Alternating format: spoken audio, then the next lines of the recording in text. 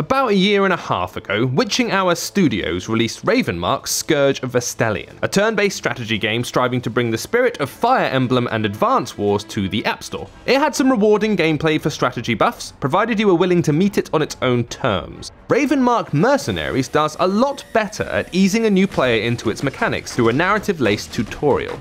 That said, while the core game is relatively easy to pick up, the nuances of the rock, paper, scissor battle system and the sheer number of options that open up are impenetrable in their own way. Clicking on the banner will reveal the turn orders of all the units on the battlefield. You see, like Frozen Synapse, both armies make their moves at the same time. There is a hierarchy to determine who takes their turn first, though. This is key to choosing whether to act offensively or defensively with any particular unit. Combat is largely automated. The main goal of the player is to link the right units together, make sure no flanks are exposed, and use the special abilities at the right times. Even when moving around the map, you'll want to make sure that no unit is left without backup.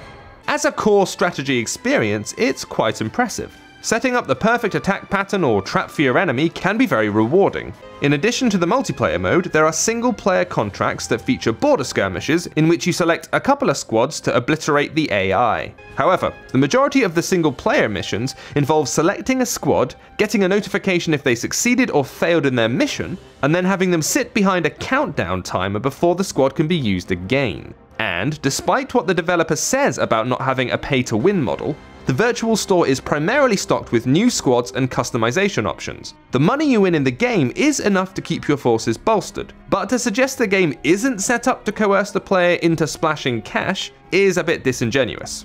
So, if you're a turn-based strategy fan who enjoys testing your tactics against other players, you might want to give Ravenmark Mercenaries a look. Its free-to-play architecture is less bothersome than some games, but is still present. As always, the choice to spend money is a tactical decision in itself, which, we suppose, is fairly appropriate.